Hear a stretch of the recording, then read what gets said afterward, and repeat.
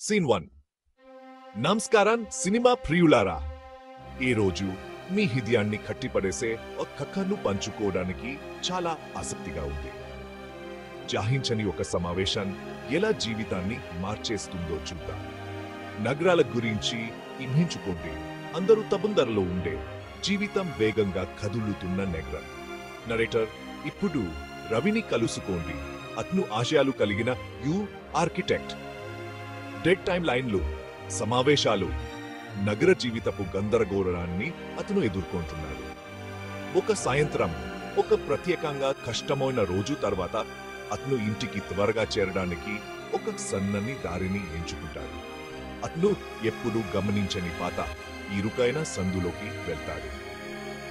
Narrator అక్కడ నీడలు, శబ్దాల మంతా చేతితో చేసిన చిన్న వస్తువులను అమ్ముతున్న ఒక వృద్ధుడిని అతను గమనిస్తాడు. ఆ వృద్ధుడి ముఖంపై ప్రశాంతమైన చిరునవ్వు ఉంది. అది చుట్టుపక్కల ఉన్న తొందరపాటుకు పూర్తిగా భిన్నంగా ఉంది. అతనిలో ఏదో కట్టి రవిని ఆకర్షిస్తుంది. నరేటర్ ఆసక్తితో రవి ఆ చిన్న వస్తువుల దగ్గర ఆగుతాడు. ఆ వృద్ధుడు ఇవి సాధారణ వస్తువులు కావని, ప్రతి ఒక్కటి ఒక కన్ను మర్చిపోయిన చరిత్రలో కొంత భాగాన్ని కలిగి ఉంటాయని వివరిస్తాడు. ఆసక్తితో రవి ఒక చిన్న అందమైన లాకెట్ను కొంటాడు. నరేటర్ ఆ రాత్రి అవి ఆ లాకెట్ను పరిశీలిస్తుండగా దాని లోపల దాగి ఉన్న ఒక చిన్న కాగితపు ముక్కను కనుగొంటాడు.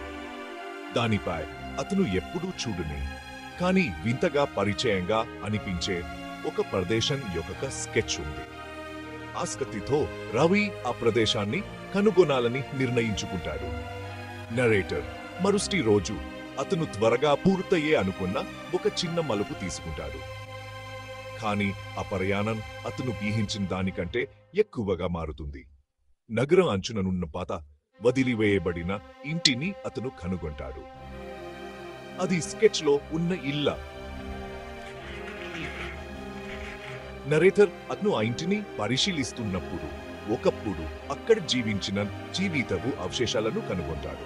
ఫోటోలు, ఉత్తరాలు, ఇతర వస్తువులు. ప్రతి వస్తువు పరయం, నష్టం మరియు పట్టుదల గురించిన ఒక కథను చెబుతుంది. రవికి ఒక వింతమైన అనుభూతి కలుగుతుంది. ఈ కథలు అతని స్వంత కథంలో భాగమన్నట్లు. నరేటర్ మర్చిపోయిన ఇంట్లో రవికి సంవత్సరాలుగా అతను అనుభవించని ప్రశాంతత లభిస్తుంది. ఇది ఒక గుర్తు. కొన్నిసార్లు మనం వ్యహించని ప్రదేశాల్లో మనం వెతుకుతున్నది కూడా మనకు తెలియకుండానే దొరుకుతుంది. నరేటర్ కాబట్టి మీరు జీవితంలో తొందరపడుతున్నప్పుడు తెలియని వాటిని అన్వేషించడానికి ఒక క్షణం సమయాన్ని వెచ్చించడం మర్చిపోవద్దు. మీకు ఎలాంటి బాధించని సమావేశాలు ఎదురు చూస్తున్నాయో మీకు ఎప్పటికీ తెలియదు. నరేటర్ చూసినందుకు ధన్యవాదాలు. ఈ కథ మీకు నచ్చితే హృదయాన్ని తాకే మరిన్ని లలిత చిత్రాల కోసం లైక్ చేయడం, సబ్స్క్రైబ్ చేయడం మర్చిపోవద్దు. తదుపరి సారి వరకు